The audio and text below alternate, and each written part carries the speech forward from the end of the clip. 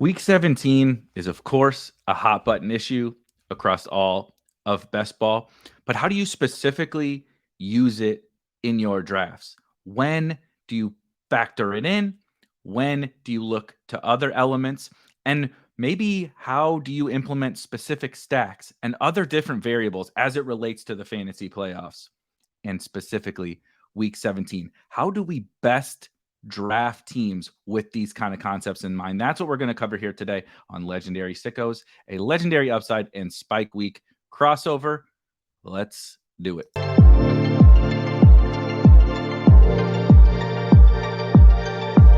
Three, two, one, liftoff.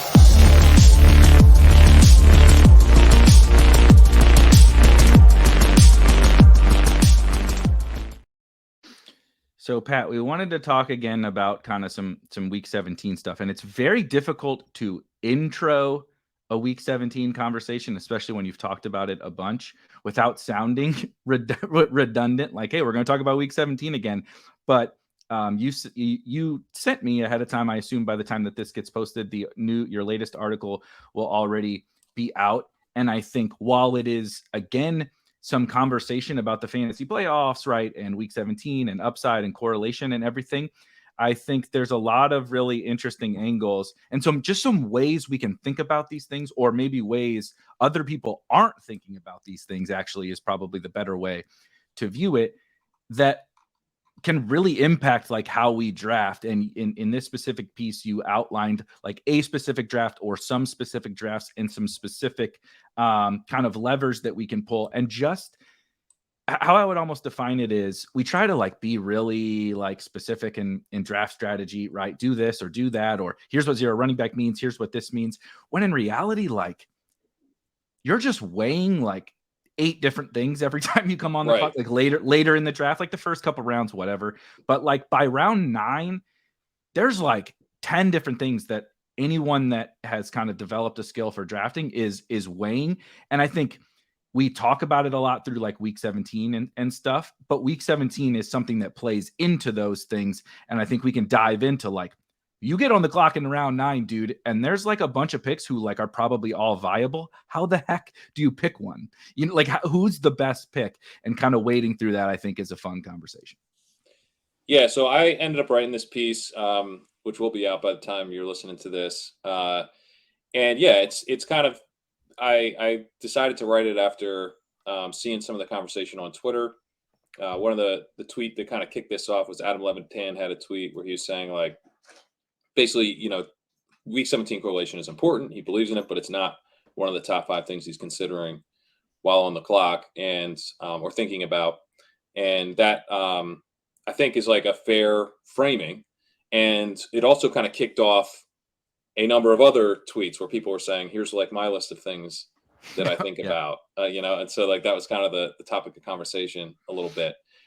What I would say, and kind of why I decided to write the article, is like, if you're like getting up to speed on best ball specifically, and you're kind of, a little bit newer to sort of the best ball fundamentals, which Adam laid out in his tweet.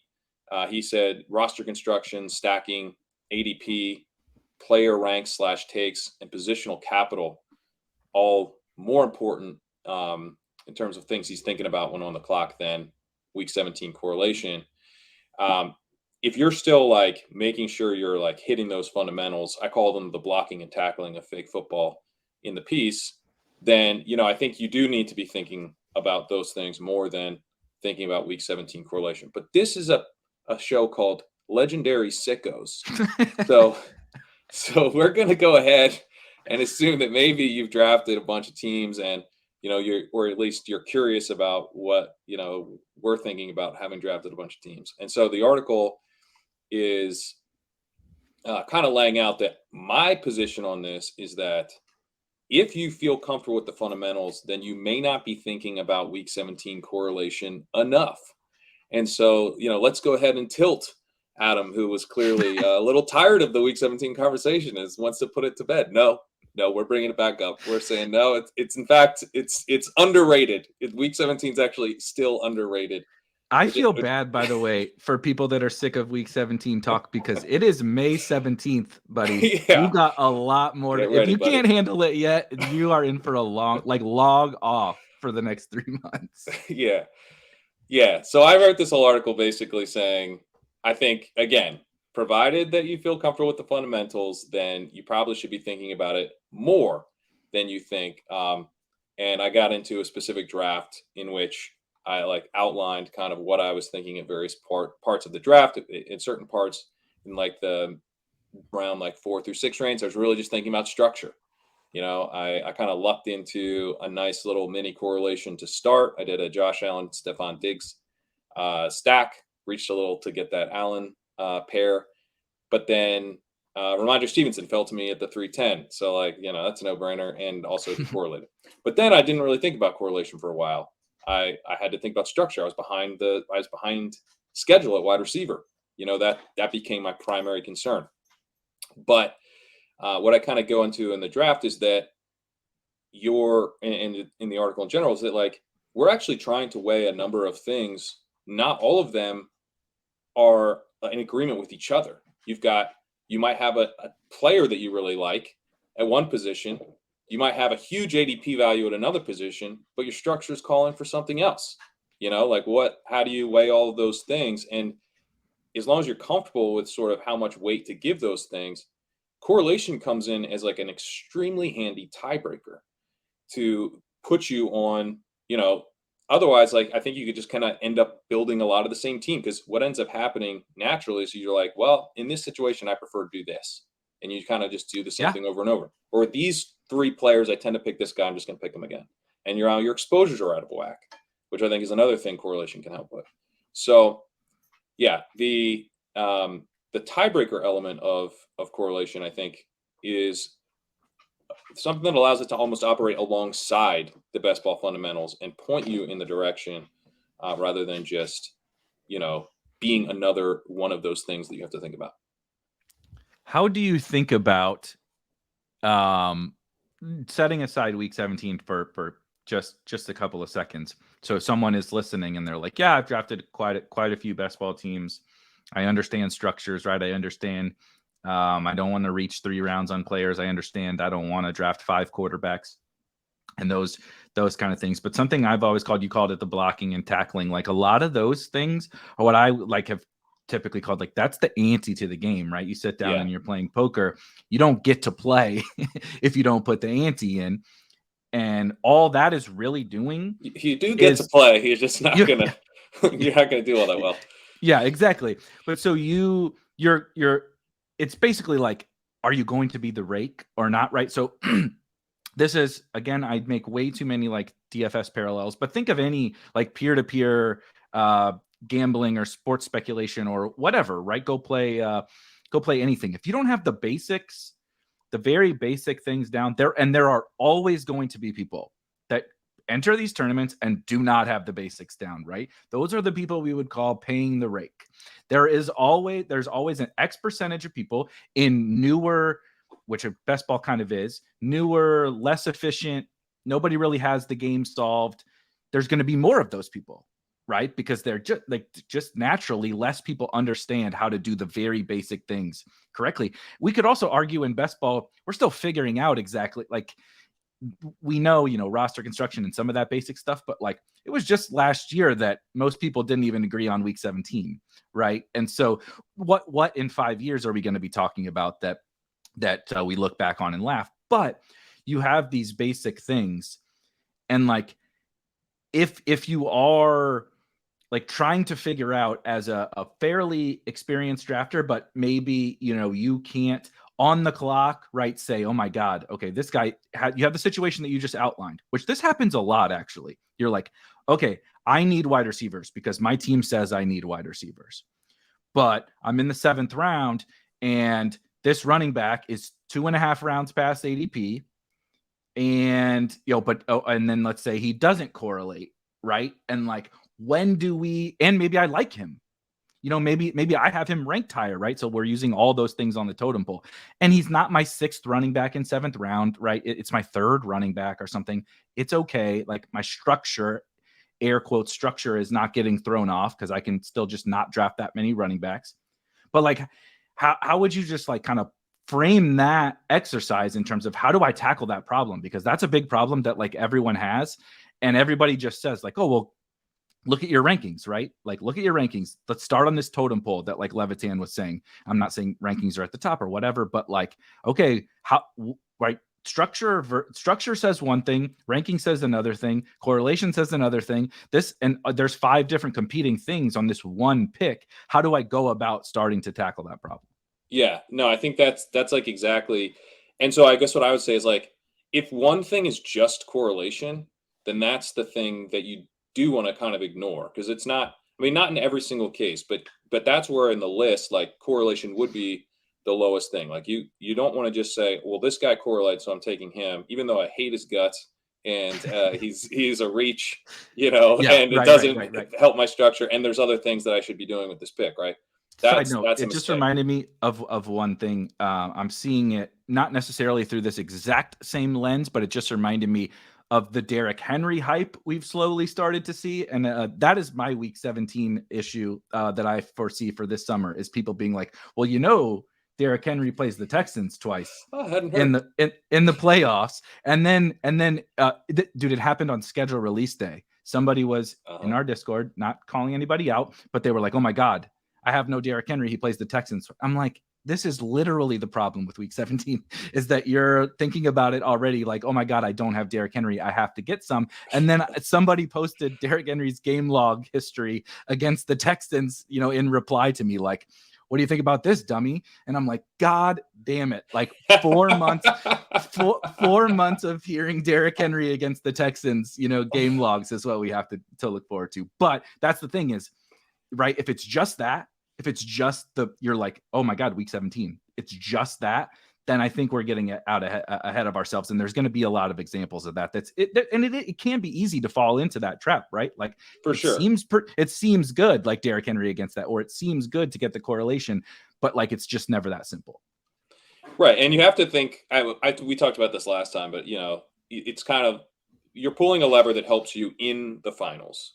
And in the same way that drafting rookies would help you probably, in the finals relative to veterans. But if you just draft rookies, draft only rookies, you're not going anywhere.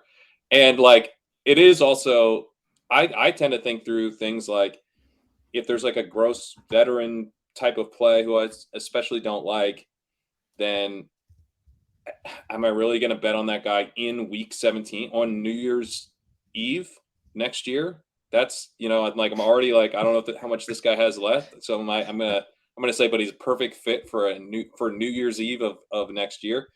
It's like, we're not going to be very good at predicting exactly what happens next year, but we do know which teams play each other. And so we want to say, Right. all right, well, at least I've made a bet on this game. And if this game goes off and there's points in this game, then, I'm going to stand to benefit from that relative to the rest of the field.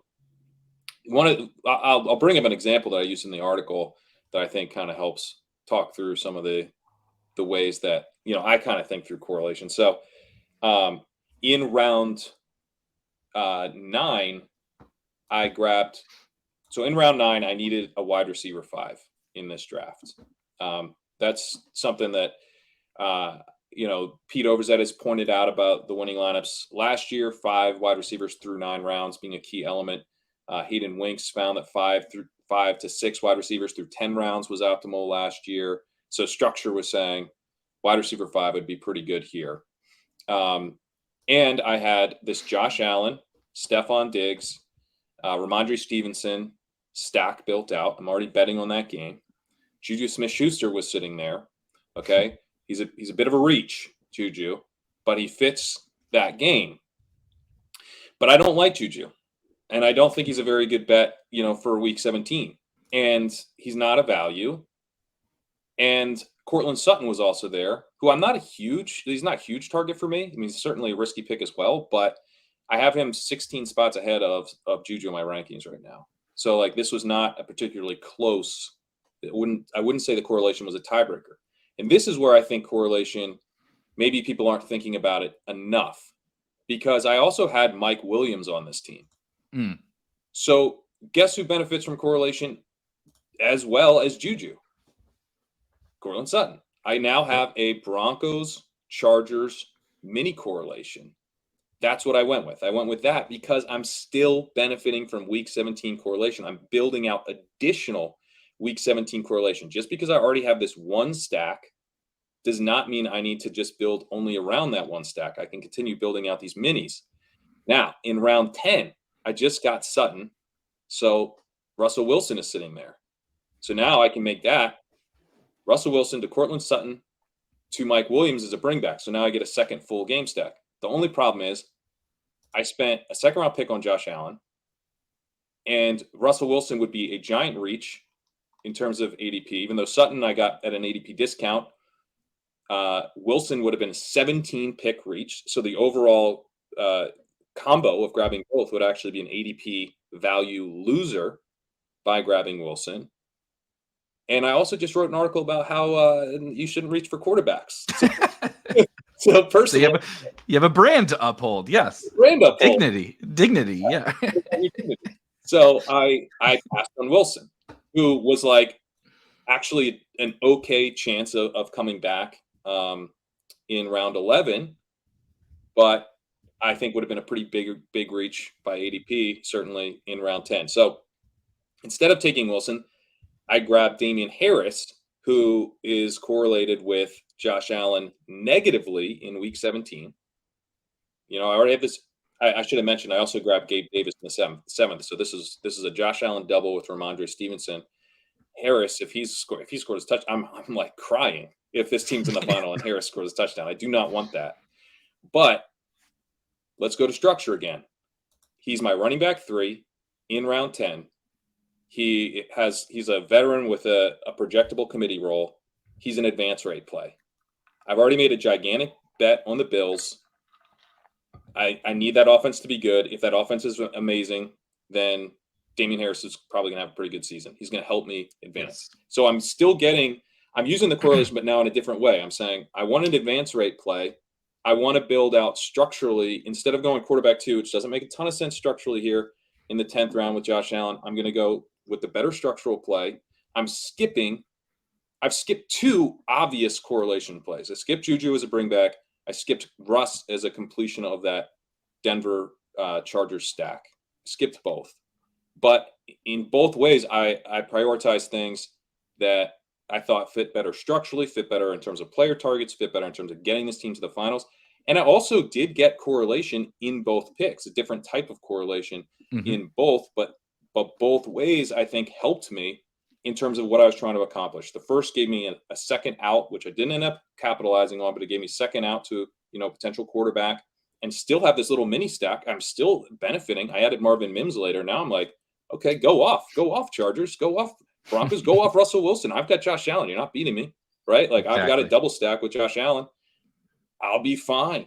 Do your thing, Russ. So I'm trying to get as many points into my lineup as possible. Building out additional correlation helps me get there.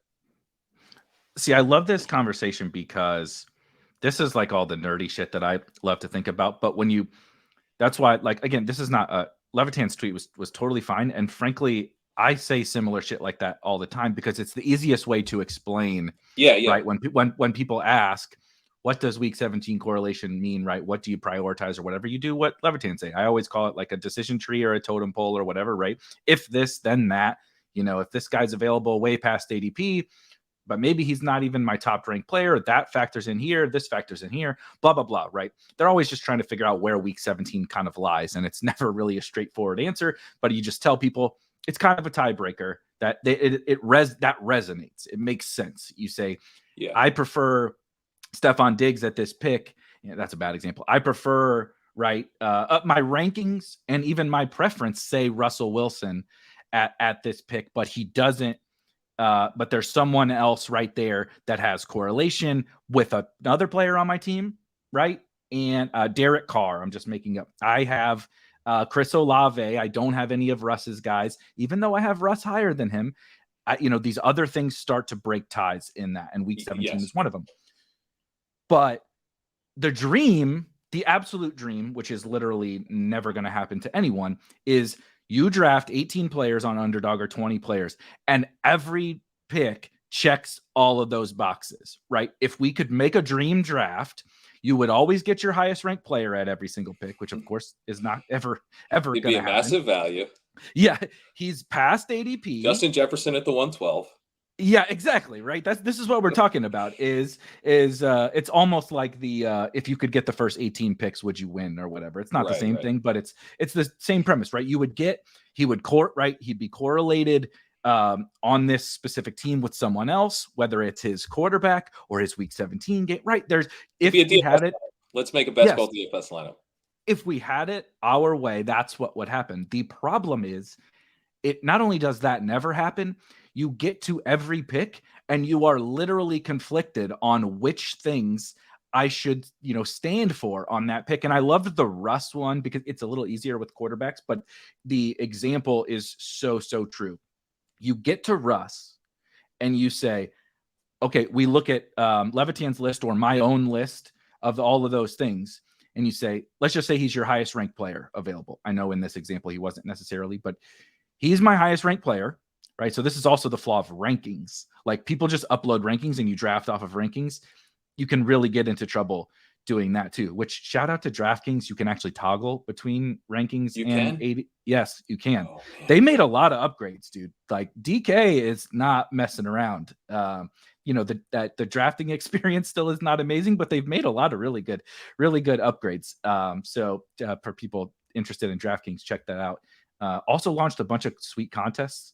They really did. Anyway, the portfolio of contests on DraftKings is very appealing for best ball players. No matter what you want to play, no matter what payout structure you like, entry fee, single entry, 150 max, everything, they got it all. Yeah, jump in those because the 44 tournament isn't filling quite as fast as I like. Yes. So if you like higher stakes, obviously they have the $555 Millie Maker, which is fun because there's $1 million up top. But they have a $250 single entry, I believe, is what it is. That's actually what made me. I was looking into that tournament, and I decided to make a little like contest selector. Basically, it's just a grid that shows you all the details about every best ball contest, and that one is like the dream contest. Almost basically 1% of the entire field make the final, even though it's a small field final. You can get there easily. But first place isn't too much, right? Is this like 20% or something like that to first place? The min cash stuff is good. Like everything, I was like, holy shit, this tournament is absolutely amazing. But I wanted to compare it to like, okay, this seems amazing, but what does it actually look like against every other tournament? And so anyway, I put together this little grid that was pretty cool. It's up on the website. But anyway, the Russell Wilson thing, I have no idea how we got down that path. The Russell Wilson.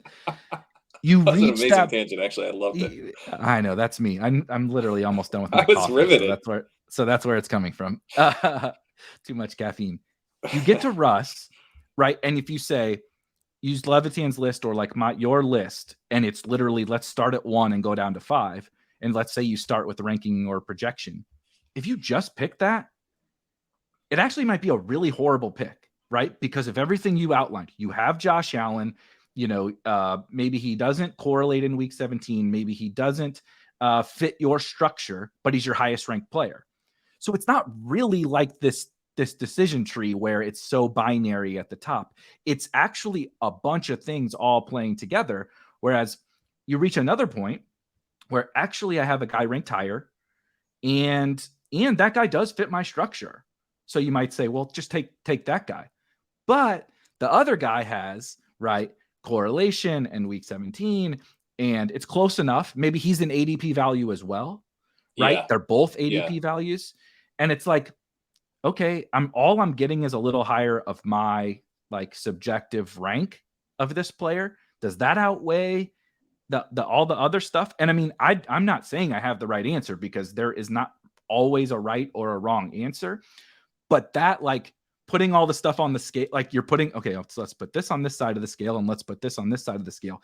You really have to do that balancing act on all those variables on each pick. And I think we do shocker in best ball and fantasy football, we try to make everything seem so easy and straightforward and binary. We want an answer, right? Should I draft a running back or should I draft a wide receiver? Should I draft an elite quarterback or should I draft, late round quarterback? And it's like, just like those, this conversation is, the answer is always like, it depends. It's like almost always the answer is it depends. It depends, but this is why I think, like, if you're just thinking like, okay, I've got my week 17 bet, I'm going to need the simple, easy thing. The you're not thinking about correlation enough approach to this, in my opinion, is, you reach for Russ, because now it's like, I did it. I checked the box. I have Russ to Cortland Sutton, and you get Marvin Mims. I've got a double stack. That's pretty sweet. Seems great. But like, your running back 3 is going to be pretty weak, right? Because it's 11th round or later. You might have to reach for a running back if you don't even feel good about as a result of reaching for Russ. Now you've put this team in, like, it's better optimized for week 17, but it's not actually maybe as likely to get there in the first place, because you had to make some sacrifices. Or even as strong, because ADP value and ranking and that stuff is projection and all of that, right? The more rounds you move down, the worse the player's projection and ceiling gets, generally, very oversimplified, but generally speaking. And then we know that ADP value is good. So you're sacrificing 2 very important things on that totem pole just to get the correlation. Yeah, and this is a little bit of a personal take, but I generally think, given quarterback pricing, that if you take Josh Allen in the second round, he better hit your week 17 lineup. Yeah, because you don't have a week 17. Your second round pick is dead if Allen doesn't hit your lineup. So, like, not having Russ there, it's more about, well, you don't have a second quarterback to help get you to the playoffs. right. Now, it's not impossible that Russ could go off and, you have leverage on these Josh Allen teams. But if you've also stacked up in this team, I had Stephon Diggs and Gabe Davis with Ramondre Stevenson. Like, they get there and enough for me to finish first, and Russ is my quarterback. Like, I don't really see it. So it's more about my second quarterback is really providing me with a path to getting to week 17, not week 17 specifically. So therefore, like, what am I really getting except, like, a nice warm feeling from finishing up that single stack with a bring back, when I draft Russ? Instead, I should be thinking about, like, well, if Russ is really just there to help me get to week 17 as my quarterback 2 on a Josh Allen team, maybe there's a better way to help me get to week 17. Maybe taking the running back that's paired with Josh Allen when I need a running back more, that's actually a better move of helping me get to week 17. Maybe Damian Harris goes off in week 15. Josh Allen ends up being underrepresented, in week 17, because a lot of Josh Allen teams got knocked out. He has a quiet week or whatever, right? So that's where I think, like, if you just are trying to check the box with the correlation, then you're probably over correlating. But what I'm saying is, don't not think about it. Think about it even more. Think about who else is correlated. I like what can I pivot to? And then I think another thing is, like, one of the things for me, when you talk about, like, all the weighing stuff, and there's a lot to think about, and we know that our brains take shortcuts, right? We get used to stuff. We get comfortable with stuff. And it's like, in this is the round where I draft, like, this guy or this guy or this guy. But like, don't really even think about drafting, like, a tight end here. That's not where I draft tight end. You get, like, kind of in these patterns, happens very naturally. And one of the things that I did in this build is that I had taken Kyle Pitts in the 6th round, which I love. That was just, I think, structurally, there's no correlation reasons to do that. I just think structurally getting what I think is more like a 4th round value in the 6th rounds. It's an amazing build. Historically, it's just getting that elite tight end. It gives you a huge, I wrote a whole article on this. You can check it out on Legendary Upside, but I think it gives you a big edge in best ball tournaments to have a guy who actually has a path to, like, multiple spike weeks. And if those spike weeks happen at the right time, which, you need luck, but if they do, like, you're going to be in really good shape. So I already had Kyle Pitts. I then, later on in the draft, I grabbed Cole Kmet, and Tyler Algier in round 12 and 13. So that formed the grossest little mini game stack. I say in the article, it's probably me 11 total plays in this game. So are you dying to stack up? Are you This dying year's to stack this up? is this year's Ertz and Algier is this, yeah. Is Pitts, Komet, Algier. Komet Algier. Yeah. Let's take it one step further. Pitts, Komet, Algier. So now here's what I'm saying. I'm like, all right, I need an RB4. He's got contingent value, Algier, right? I grabbed him around 13, which is a good spot to have 4 running backs through those rounds. That's a rule of thumb I used last year. That's something that, again, Hayden's research pointed to. You want to have, looking at making sure you have enough running back investment by that point in the draft. And, if Algier is like starting that game, as a contingent play, then it's pretty easy to imagine like it's 2 touchdowns and a run, or 2 tight ends and a running back. It's just they're all touchdown plays. So so I don't need the game to be a shootout. I need all 3 guys to score. I need the offense to be moving efficiently, and there are some touchdowns. So I build in that little mini correlation. Now you could say that it's a silly mini correlation, which it is. It is kind of a silly one, but I went back and looked. I've done, I think, 43 drafts to this point, and I had Cole Kmet on just one other team. And when I say these are my post NFL drafts, mostly puppy, I think I have like 9 BBM teams done. But I'm like not low on Cole Kmet. He's not like a major target for me, but he's just not. I'm actually above ADP on him in my ranks, but I drafted him twice in 43 teams. And if I didn't draft him in this draft as part of this silly correlation, I would just been once on one puppy team. Yep. That stuff happens to me all the time. And when I'm trying to manage exposures, which is, I think, another key element here, it's maybe not blocking and tackling for a given draft, but certainly for mass entering best ball tournaments over entire summer, you want to be able to manage your exposures. I mean, you guys have a whole company built out.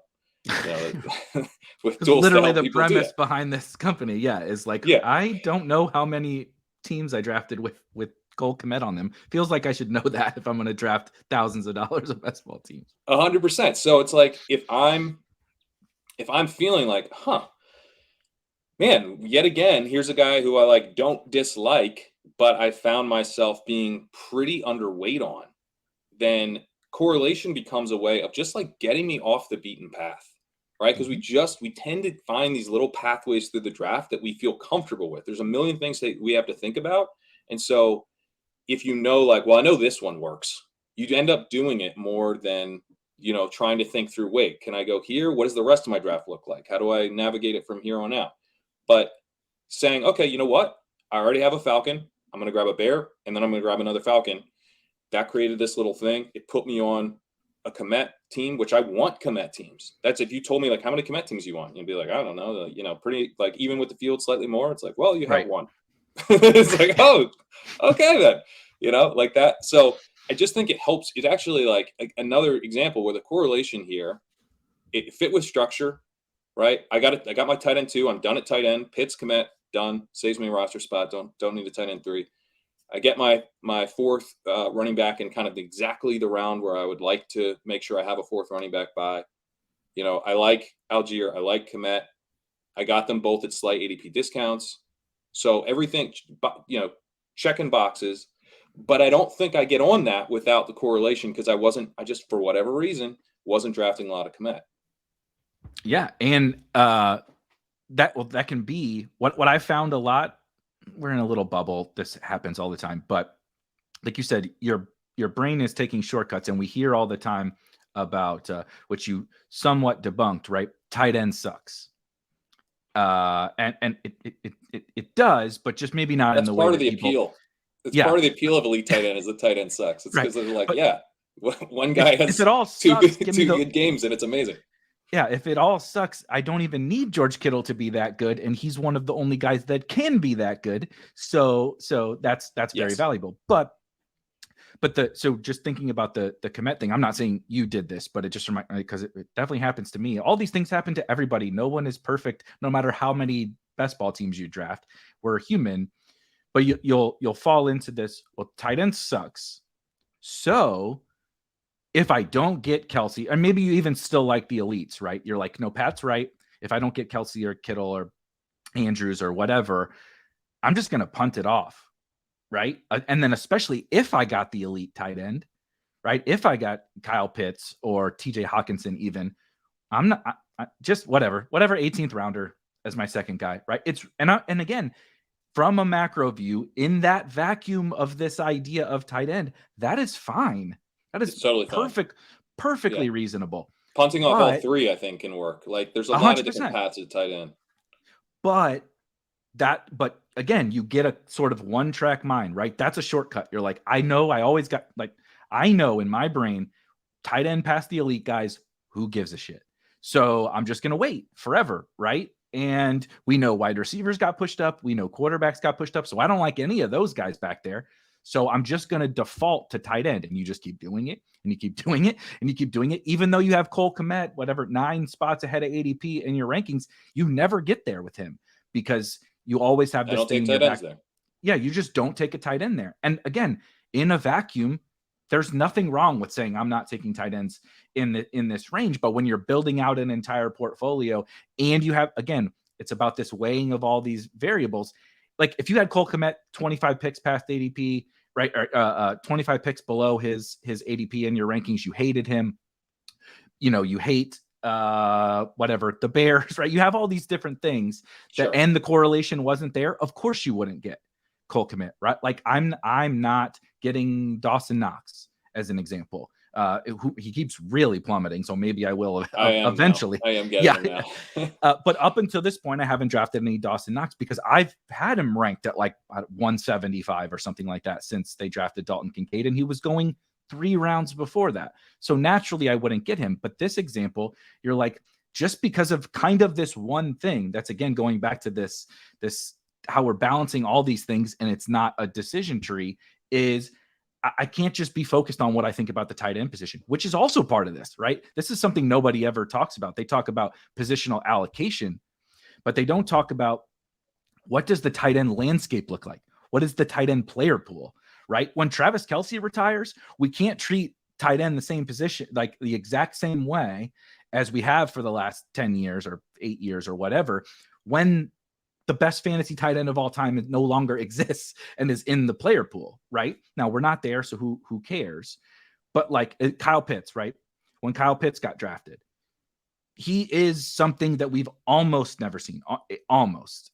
We've had first round tight ends, we've had great tight end prospects, but he was very unique. So you can't just treat the player pool as the historical data or what happened last year, right? And again, those things are not wrong. It's just that we could keep stacking up all these things that you need to weigh. And I'm glad you brought up exposures because that was one that I was going to bring up. Shocker.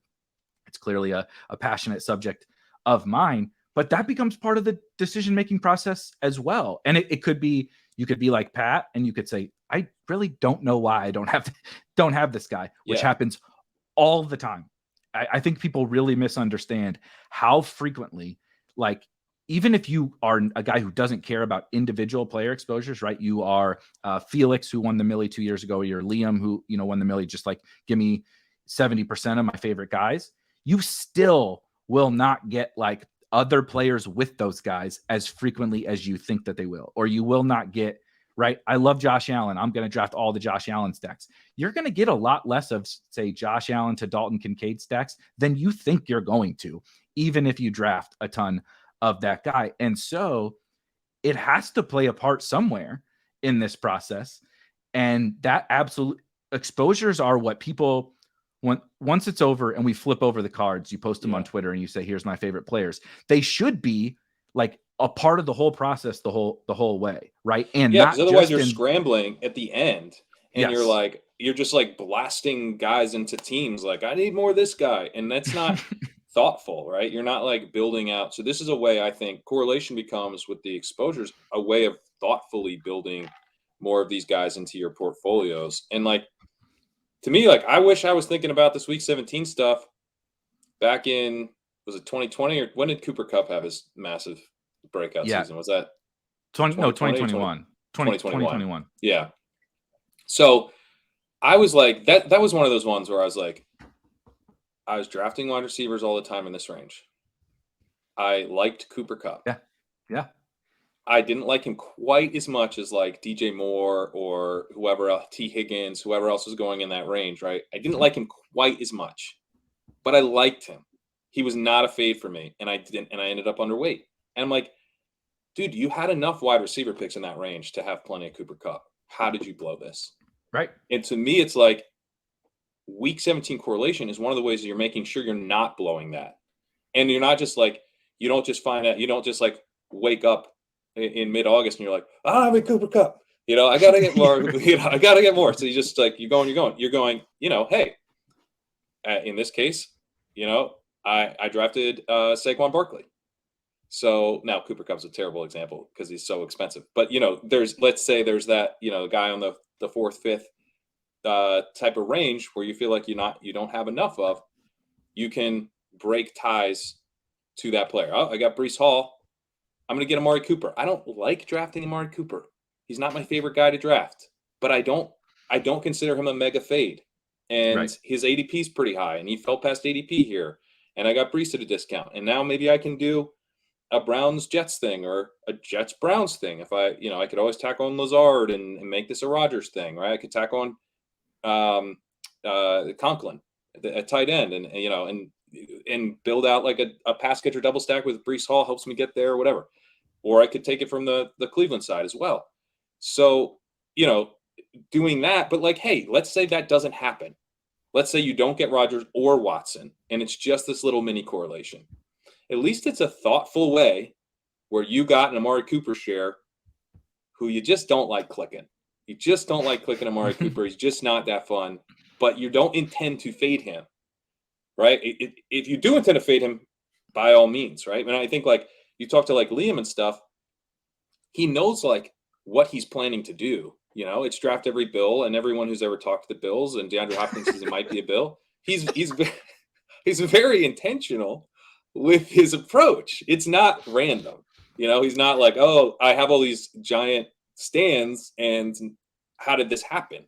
No, he's going in saying, I'm comfortable taking stands. I'm comfortable hammering Gabe Davis a couple years ago because I think he's such a value. That's the way I like to play best ball.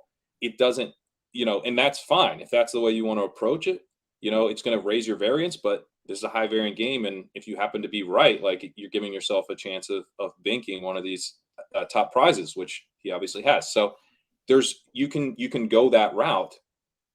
But I would just say, make sure you're going that route. Make sure Yes. you're fading a guy with a huge amount.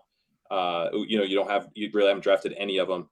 That was something you thought about ahead of time and executed on, rather than like, oh crap.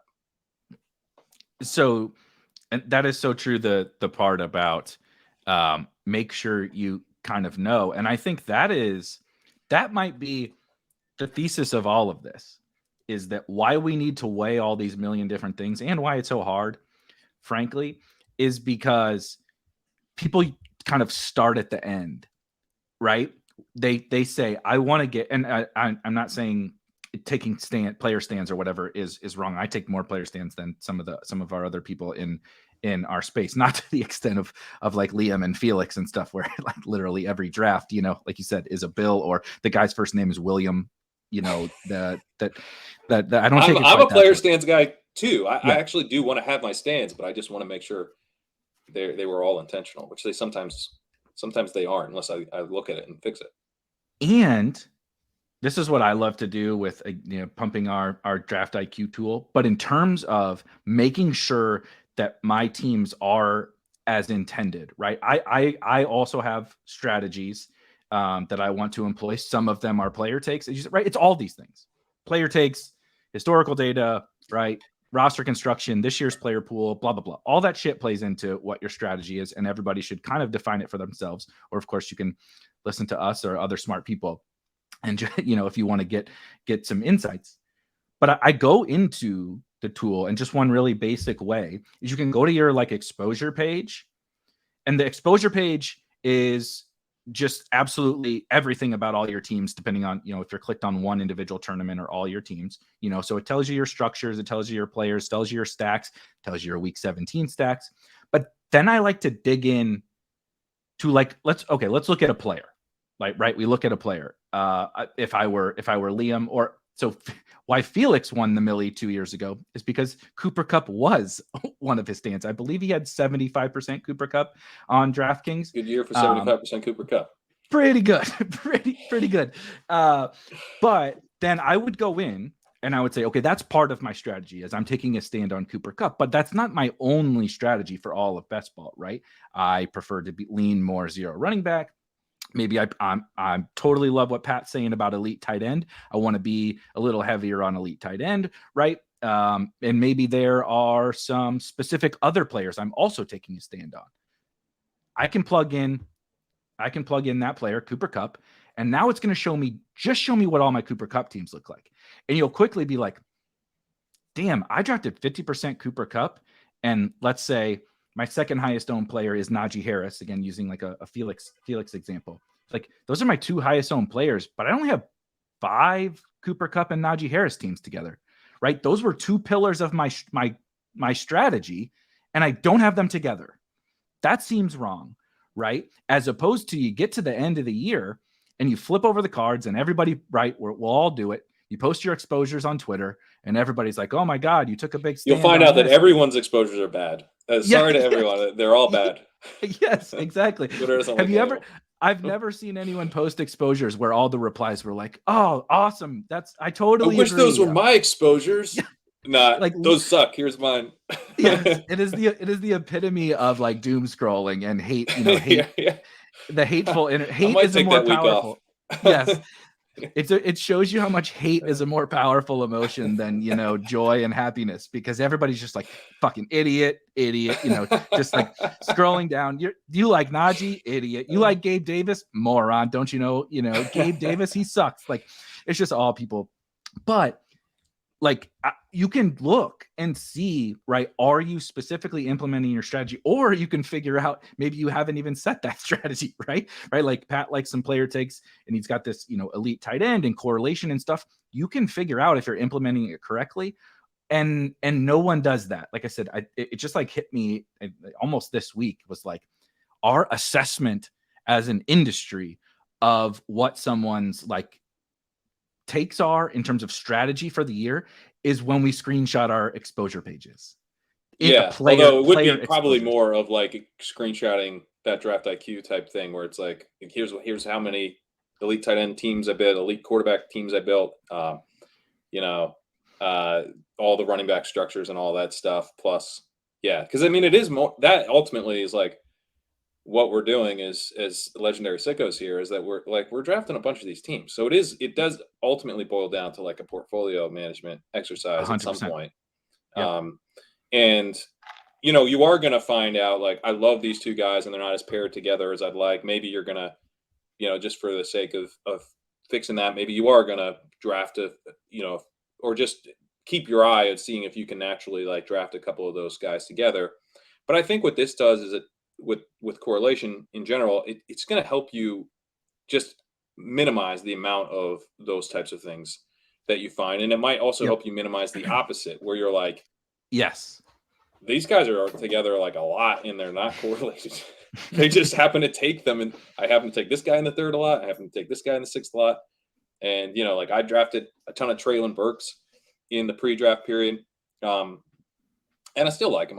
But I'm probably like less exposed to Traylon Burks now, in part because when I get to that part of the draft, I'm like, well, there's some correlation here that I can work with. I don't just have to hammer the same guy. And in my pre-draft teams, like, hopefully the Titans and the Colts have good week 17s, because I'm pretty sure I have a lot of like Anthony Richardson and Traylon Burks paired together. That doesn't help. It doesn't help correlation wise, but Godspeed. But like, you're going to find a lot of that stuff in your portfolio if you're not using correlation at all, because again, you will take shortcuts just naturally, right? As much as we're we're sort of on the machine end of the man versus machine battles here, but still using a human brain to do all this stuff. Yep. You will just kind of land on the same answers a lot, because that's how our minds work. It really is because there's so many different benefits to it, right? We clearly know that the week 17 correlation is at worst, not hurting you, right? It's what I think Leone called it last year or 2 years ago. Even he was like, I think you guys are carried away here, but at worst, it's a free roll. Meaning, if you correlate, assuming all else equal, right? Assuming you didn't do something stupid, you did the blocking and tackling. You didn't do that wrong. What does it hurt you? You're not building in, it's not like drafting a guy 6 rounds ahead of ADP where we can probably say with good confidence that's hurting you. You're just siding with a player who happens to correlate in the most important week. Even if you think that that's meaningless, it's at worst a free roll. At best, which is I agree more with you that there's a lot of huge benefits, particularly in best ball, NFL best ball, really most best ball, where it's like, dude, this happens one time a year. I need to pull every goddamn lever and it's really top heavy. Like this is DFS. That's the other thing I talked about in this article is that there's more regular season money up front, but if you look at how that money is actually paid out in the regular season, $2.25 million is paid out in $250 increments, right? So, I mean, at most, if you just absolutely crush it, what's 150 times 250? This 37,500. So that's pretty good. That's all of your teams finish in that range, which is impossible. But let's say you did it. Nice, great job. But that's the new goal. That would be way more impressive, actually. I would like to do that for the bit equity rather than finish first or whatever, because that would be amazing. Something I think far more impressive than finishing first in Best Ball Mania 4 pays out $37,500. It would finish, let's say some of those teams finish higher. I'm saying all of your teams finish between 1,000th and 10,000th place, 1,000th and first and 10,000th place. Which is nearly a top 1% team, by the way, for anybody that's. I also looked at this, and it's like a top 1.5% team. Yeah. Just to get the 250, you have to have a 99th percentile, 98th percentile team in the regular season. Right. So you do that with all of your teams. I mean, that's amazing. Obviously, there are some bigger prizes up top, but last year, top prize $2 million. Regular season top prize, $1 million, twice as high. This year, top prize, $3 million. Regular season prize down to $500,000. It's now 6 times as big. So, in my mind, we're playing more for the regular season. Why? The money is 6 times higher if you finish first in week 17. The issue is if you don't finish first in week 17, it drops off massively. It's only $300,000 for third. Right. So you really do want to finish at the very worst second, which is $1 million. But obviously we are playing for first place. So it's it's hard to get to week 17. You have to advance, then you have to finish first out of 16. First out of 16 again. You're if you're just a totally average drafter, you're basically expected to advance one team to the finals as a max entered drafter once every 10 years. That's kind of how the math works out.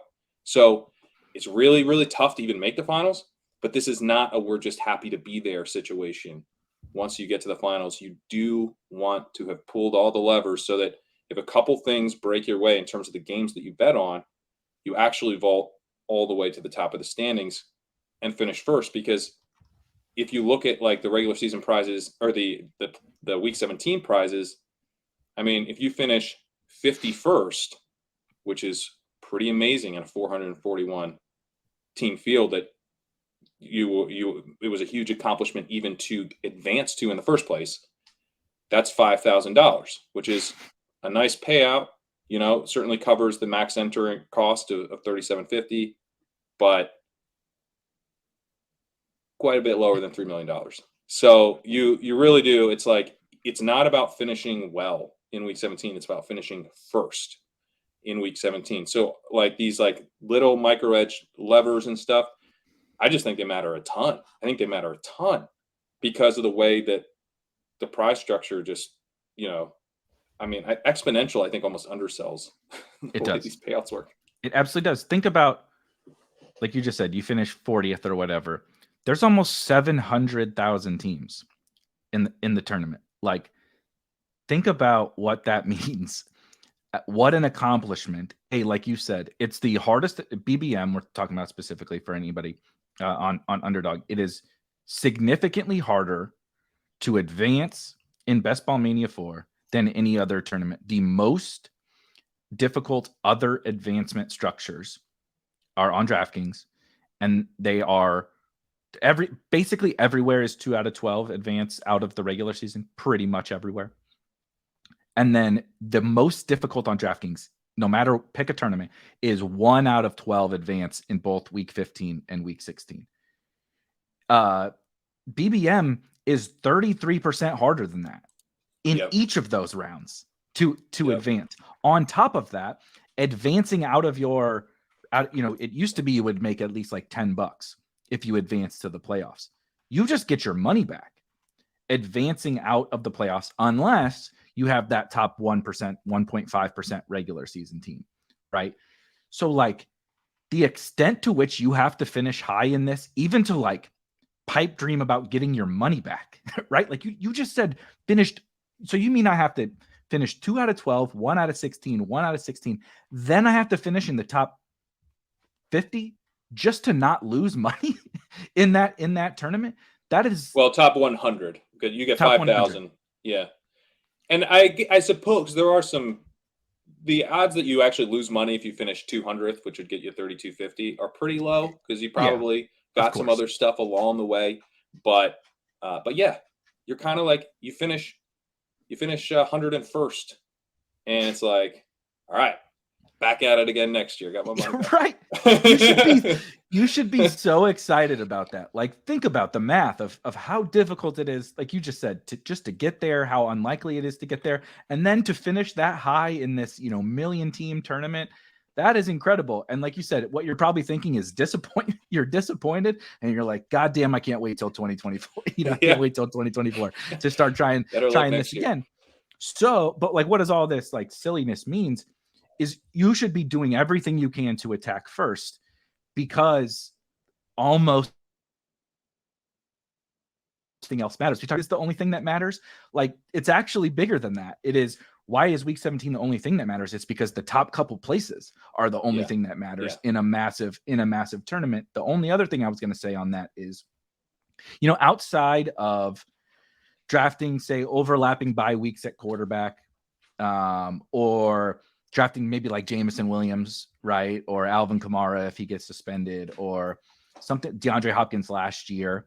Outside of that, you can draft teams for the week 17, the playoff top prize, and still be extremely plus EV on the season long side too. Like, you can have your cake and eat it too. It's just, I would never, if I'm going to make a sacrifice, your point is perfect. There's 10 total $1 million on one side and 5 total $1 million on the other. And then there's a $3 million top prize and a $500,000 top prize on the other. And 2 out of 12 teams at least get their money back on the other side versus 99% of teams don't get any money on the other side. Which one are you going to plan for?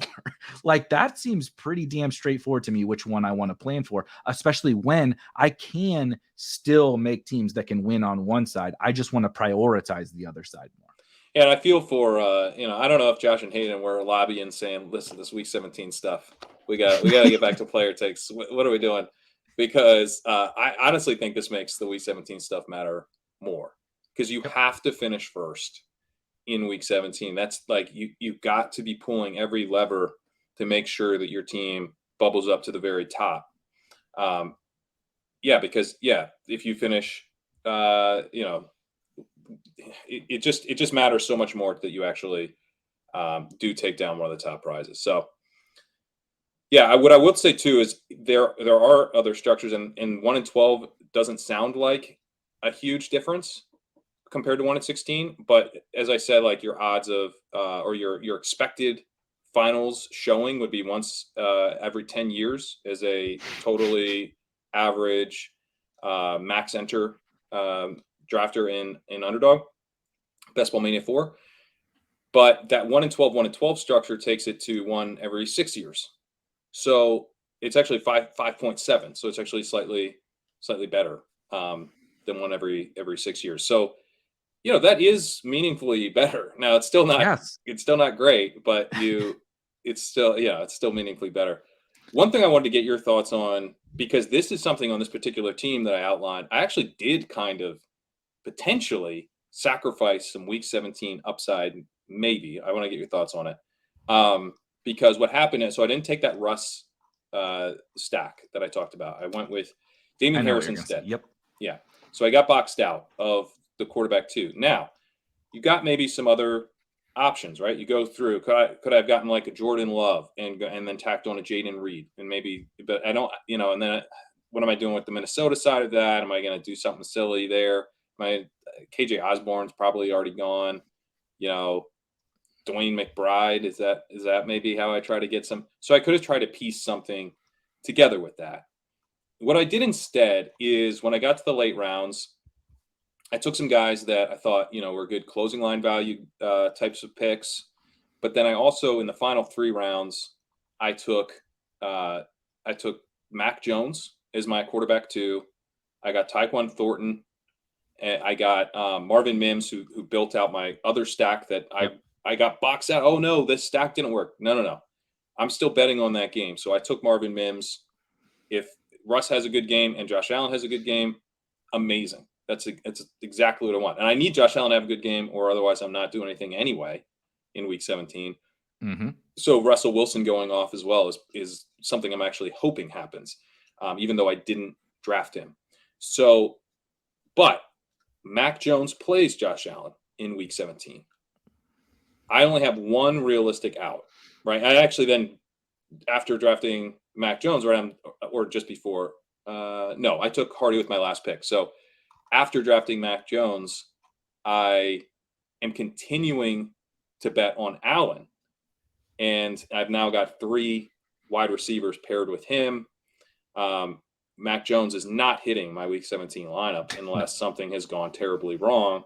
So it creates a situation where now I only have one out to a high-end week 17 outcome. My thinking on this is, I spent my second round pick on Allen. By building in the Jones stack, where I took Tyquan Thornton in the 16th round, that's actually an additional bring back for Allen. And I also benefited from another little bonus correlation, which someone was kind enough to tag us in after we talked about the super sicko spreadsheets that would be developed to come up with these bonus correlations. I did benefit here because Broncos Chargers pairs with Patriots Bills. The Bills play the Chargers in week 16 and the Patriots play the Broncos. So in this case, I actually kind of like it. I kind of like it because I get a true game stack quarterback doubled with a pass catching running back and a wide receiver. Double bring back with Marvin Mims and Cortland Sutton. And then on the other side, I've got this Josh Allen triple stack with wide receivers. Damian Harris, your time is over. You can chill. Thanks for helping us get there. But that's brought back with Mike Williams on the Chargers side. So now they kind of break apart and form these 2 week 16 game stacks. Who knows? Maybe it is Damian Harris week, and Mac Jones gets me through with that double bring back on the Denver side. And he throws a couple touchdowns to Tyquan Thornton. Let's go. Make the finals. Now Josh Allen is my only out, but that's fine. You spent a second round pick on him. So that's kind of how I was thinking through that. But it is like admittedly gross to only have one quarterback out, but at least there's kind of this additional bonus correlation that you're getting with that combo. I totally agree. So first of all, this is a perfect thing to start to wrap with, because we saved this for the end of the show. This is fucking this is where people are just pulling out their God damn it. this is mental. If people thought week 17 talk was bad last year, this is true padded cell mental illness. But if you think I haven't thought about this, you are sadly mistaken, because I absolutely have. So it's also actually very fitting, because it really is everything we talked about, that you're putting all these things on a scale and seeing which side goes down, right? Because the quarterback thing is competing against these other ideas, and not in the lens that most people would say, oh, well, the bye weeks don't cross over. You didn't spend too much capital on Mac Jones to go with Josh Allen. Seems fitting, right? But you're like, yeah, but that week 17 thing, I do think, again, in a vacuum, it reminds me of the tight end conversation we were talking about earlier. In a vacuum, yeah, if I don't get one of the elite guys, let's punt that baby off. Like, what's the difference between, who was it? Herzig posted, what's the difference between Hayden Hurst and Dalton Schultz? Like, whether you agree or disagree with that, I understand what he's saying. What's the difference? So, like, yeah, in a vacuum, right? In a vacuum, I don't want my quarterbacks to be in the same game in week 17. Like you said, it is really limiting I've now made one bet. The whole point of all the correlations. I made one bet now. Yeah. The whole point of all the correlations is I make a few different bets, right? Like you did with your team. You hit on both of them somehow. Absolute madness with Tom Brady and Daniel Jones. But you made those two different bets. It gave you these two different paths, and it happened. It just so happened they both hit, right? But most of the time, that's not what happens. Is one hits. One guy scores 16, the other guy scores 35, and then of course he brings along, right? Tom Brady brings along Mike Evans and Chris Godwin and everybody, and then DJ Moore on the other side. And so we know we're not going to use all 18 picks, but we set ourselves up to hit on one of 3 or 4 different scenarios. Once you pull that quarterback into the same game with the other one, you still got your outs, like you said, with the Chargers and Broncos, and like the team's not dead. Don't forget about the Falcons and Bears. But yeah, don't forget about Cole Kmet hopefully hitting your flex. That's what we're really rooting for. Yeah, we're crushing it. Yeah, exactly. While Kyle Pitts needs to score 30 and Tyler Algier scores 25 and Cole Kmet scores 26 or 24. Hey, at that point, Cole Kmet can take the day off. I'm good. Right. But it really is kind of the perfect like sicko summary of this whole thing that we're talking about, because in a vacuum, I don't think you want that second quarterback in that same game. But once we start to unpeel the onion, you see like, well, actually, right, it fits my structure. We were talking about the structure thing. I don't want to overspend on it fits my Levitan called it, like positional capital allocation or something like that, right? It fits that because I just punted off QB2 with Josh Allen. I have correlation with Mac Jones and Tyquan Thornton and Ramondre. I have the really sicko stuff like you're talking about week 15, week 16, right? I have those. Also, you really want to get crazy with it. I mean, the Patriots are in the same division as the Bills. You get another correlation. You get Plus, another correlation. I happen to draft a Chief who happened to play the Patriots. This is total just luck box into this, but Rashee Rice bring back in week 15.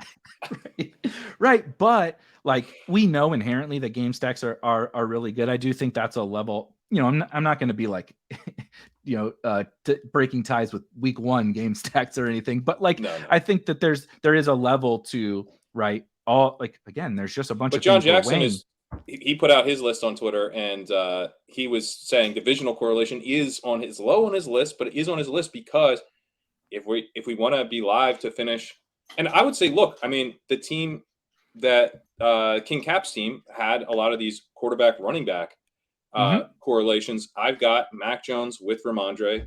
I've got Josh Allen with Damian Harris. I also bet on the Broncos to be good, So I did do some at the Falcons, like Bijan doesn't have this great season and Algier plays a lot or whatever. There's actually like regular season EV that you're building in when because I did at least have the quarterback stacked. I think that's the big difference for me. It's like, well, what was I supposed to do when I get sniped on Russ? Do I just tack on another quarterback, hope to build it out later because I don't want to have these two guys in the same game? Well, in some cases, maybe yes, because I don't just want to only have bet on Dak Prescott or Kirk Cousins. I do want to have a second out in week 17. But I think in this case, what I ended up feeling is like there's enough other benefits from having Mac Jones here with the stacking, with the pairs with the other games, where I'd rather have that and lose a little bit of the Week 17 juice. Because let's face it, I already bet on Josh Allen to do it. Josh Allen And has to do it anyway. that's exactly what my last point was going to be. Was I do think it can become more of a conversation, right? If you have like a late round QB type build where your first quarterback is Derek Carr or something, right? Derek Carr versus Mac Jones is Derek Carr projects a little bit better, but much closer to a coin flip. And you didn't invest much into Derek Carr. So I think, and again, there's no right or wrong, but I think in that scenario, it's a lot different than Josh Allen. You said it earlier and nailed it. If you draft a quarterback in the second round, fella, and you stacked him with a first round pick and a 7th round pick, if he fails, exactly how are you winning this tournament, right? So your first round pick failed, your second round pick failed, your 7th round pick failed. Like you're probably not going to win this one, right? You need the big game because that's how much you spent on that guy. It's different, right? If you have Derek Carr and Mac Jones and Jimmy Garoppolo, like you are kind of just saying, let's throw all these guys into the box and shake it up. And one of them's going to hopefully turn out, with 28 points in week 17. And so in that scenario, I think I would probably be like, assuming everything else is the same, assuming the other things that we're weighing don't trump this. But I think in that scenario, I would say I do probably want to lean away from it. But with Josh Allen, Mac Jones is don't take Derek Carr and Baker Mayfield. Don't do that. Yes. Yeah, you're not getting anywhere. You're not getting anywhere with that. All you're doing is not raising your ceiling and just tanking your odds of finding the right quarterback. Because the thing about the quarterback stuff is it never works this way, right? Sometimes running backs can just be the guy that score a bunch of touchdowns. Joe Mixon famously had the 5 touchdown game this year. Kamara did it for Herzig, with 4 or 5 touchdowns a few years ago. And so what's up with these guys that score 5 touchdowns in a game, like trying to go to prison, by the way? Apparently that if you score 5 touchdowns, you're going to act a fool. Red flag. Yes. Big time red flag. So don't draft anybody that's maybe you're projecting to score 5 touchdowns in a game. But you heard it here first. Great advice. Yes. Don't draft the really good players. Draft the guys that don't score as many fantasy points. If you looked at my exposures, that's what I've been doing for the last couple of years, by the way. Like quarterbacks holding clipboards on the sideline has typically been my strategy. But so you're drafting for this. Now I goddamn distracted myself. But the whole to put a bow on the quarterback thing is like Mac Jones is this play on the regular season and the additional correlation and all these other things that we're weighing. And that Josh Allen thing, that 2nd round pick, that Josh Allen nugget outweighs all the other shit. Like if you throw everything, not in the garbage, right? But again, we're weighing this. Josh Allen's this huge boulder. When you put it on the scale, Josh Allen's this huge boulder. All those other things are a bunch of pebbles. Sometimes the pebbles will be heavier than the boulder, but like in this instance, it's like there's a couple pebbles over here, and then there's Josh Allen, this heavy ass rock on the one side, and so you have to lean that way. Yeah, no, I think, and again, I don't like it, and I don't like it, and this is hardly a perfect team, It's just, but I outlined the team because I think it was a sort of a fun team in terms of the way that I built out this correlation throughout the draft and in different ways, and that's fundamentally like what I'm trying to outline here is that like I'm not just focused on correlating this thing I already built. It's like, hey, instead of chasing Juju, who I don't like and is not an ADP value, let me start to maybe I do get Russell Wilson past ADP, right? Maybe I even the next round I'm like, you know what? I still don't in the 11th. I'm actually going to see if I can scoop him in the 12th because there's a guy that I like in the 11th. I'm going to push it a little more.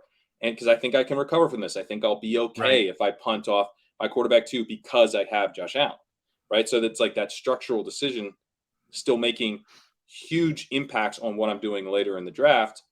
But, helping me avoid what I think would have been a mistake to go with Juju is correlation, is another correlation guy popping up and saying, hey, I'm an ADP value.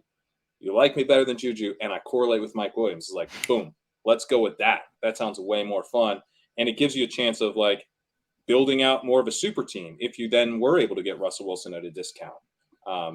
or what have you. I mean, and I think, frankly, the fact that I have 2 Broncos and a Charger, that is a game that could absolutely shoot out. And it's a game that could shoot out, and you still want Josh Allen because Josh 100%. Allen's just that good. And so if you have Josh Allen stacked up and another game stacked up, I mean, I've done stuff where I have Jalen Hurts, and I will like aggressively attack the Chargers receivers as if Mhm. I drafted Herbert. Like you got to watch out. I'll be in there sniping your Chargers receivers because I'm like, you have to decide between Mike Williams and Keenan Allen as a Herbert drafter. I don't. I can draft Yep. both those guys. I can get Quentin Johnston if I want. And the way the Eagles line up with the Chargers, like I could just come in and sweep up the Chargers, bring back a Bronco. Maybe I just bring back Mims or whatever, or maybe I do P. Ryan and Mims and Yep. get something like that, or whatever I decide to do. I get a whole nother game stack. Plus, I'm like, I've got Hurts. So Hurts is going to go nuclear in week 17. I'm afraid of Russell Wilson. If I've got Hurts and he went nuclear, I'm not afraid of Russell Wilson. I'm not afraid of even Justin Herbert if I've got Jalen Hurts. So I'm using the correlation to actually give me more options, right? And by the way, in that same situation, if Russell Wilson were to fall to me at a value, and I already have this Chargers Broncos thing built up, and of course, you don't have to pick that game. You can pick any number of games, and you can let the draft kind of pick those games for you in some respect. But that's how you end up building a team that like a couple games go off and it's like, dude, yeah, maybe Herbert was the highest scoring quarterback on the week, but Allen scored 2 points less and you had all Herbert's receivers. Yep. You want to be a Herbert team or an Allen team? Because I want to be an Allen team because I got him stacked. Plus I stole Herbert's points as well. Yep. I love that, the kind of stacking without the quarterback and the meta of secondary correlations and mini correlations and main stacks and game stacks, all of that. Maybe that's something we'll get into, whether it's next week or sometime here in the future, because that's really, really fun, I think. And that's where, again, this is another one of those things you got to figure out during that draft, right? Is like, yeah, sometimes you are just going to have the traditional, I drafted this guy with 2 of his wide receivers and the bring back on the other side or something like that. And then sometimes you are going to have like, I just got Hurts and Devonta Smith, and now just give me all these Chargers and give me all these, right? Like you said, again, Liam, a couple years ago, Joe Burrow was the highest scoring quarterback, but Liam had Jamar Chase. And so, Allen came close enough. Allen was like 8. It was like 8 points or something like that. Burrow was replaceable. Chase was not. That's generally, exactly. I mean, I have this whole article on the site as well. This one's completely for free about daring people to snipe my quarterbacks, and the whole concept is just a blustery. I'm just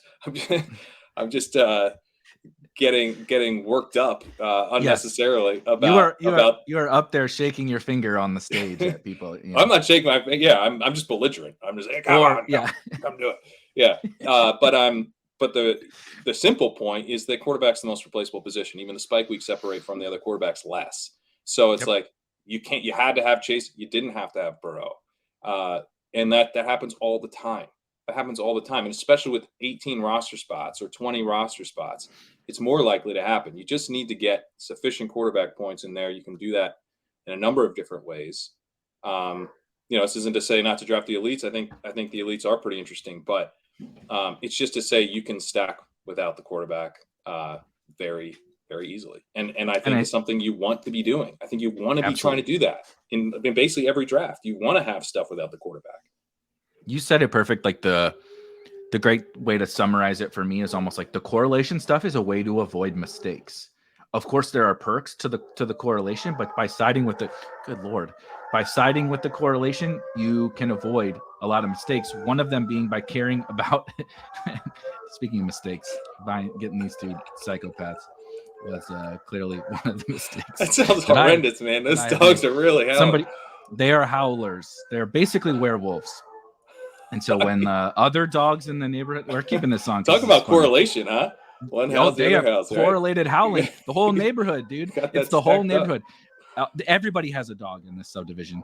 And so whenever one of them howls, it's like the Christmas trees are lighting up all across the neighborhood. Everybody is just everybody's dogs are going nuts. But it really is just like it's a way to avoid mistakes. You're obviously building in a really helpful thing in week 17, but you're avoiding mistakes like to like a million things that we talked about here, to your portfolio, right? To reaching, to positional allocation, to all these things. You're helping avoid those mistakes. And then like the last point that you said is like, you're avoiding worrying too much about the most replaceable position, right? This correlation angle is getting you away from saying, oh, I got to have this quarterback. It's like, well, no, you can correlate in a little different way. And then you don't have to worry about that because it's replaceable. And so you're avoiding. Think about it more than just, I need to get my quarterback with this guy. That's thinking about it a normal amount. Think about it way too much.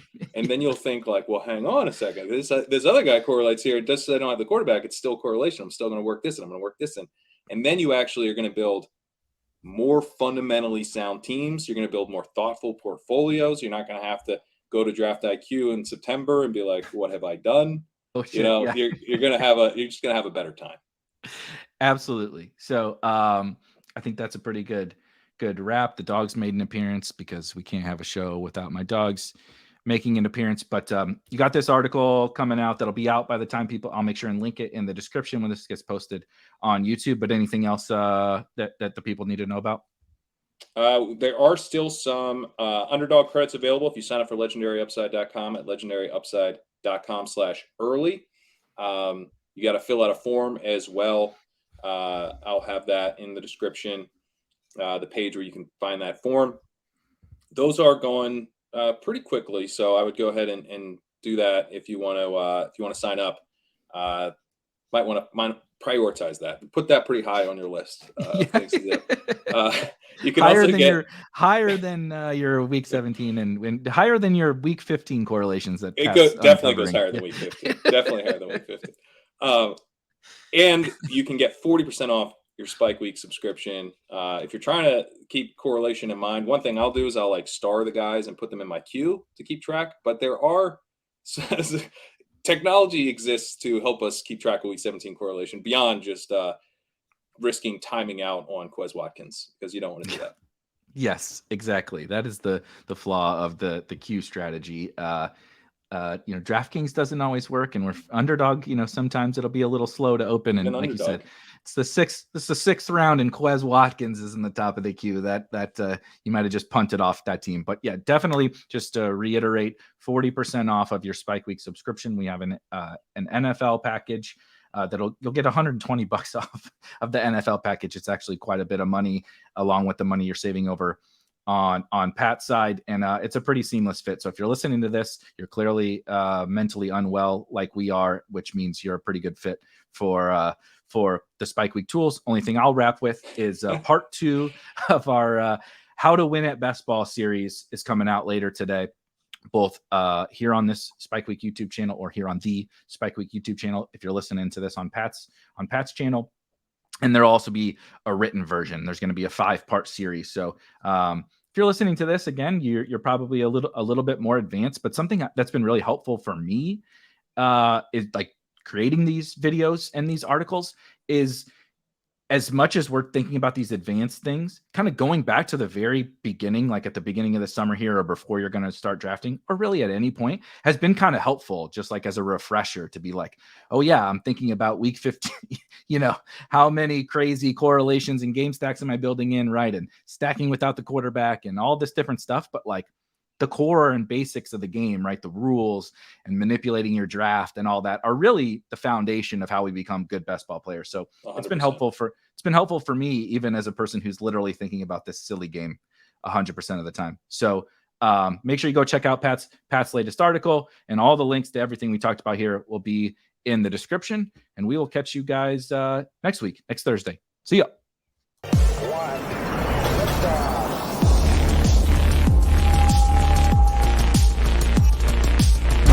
Woo! Those were some spicy takes. Want to stay up to date with all of the other spicy takes we're going to have over here at Spike Week? Why don't you press that subscribe button below? You turn notifications on, we draft a team, boom, you know about it.